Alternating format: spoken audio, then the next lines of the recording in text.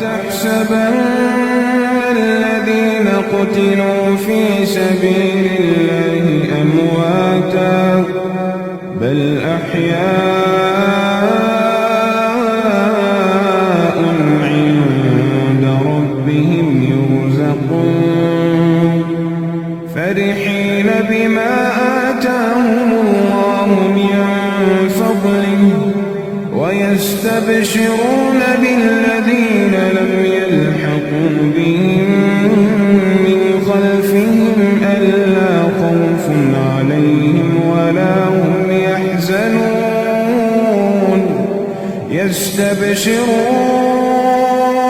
يستبشرون بنعمة من الله وفضل وأن الله لا يضيع أجر المؤمنين الذين استجابوا لله والرسول من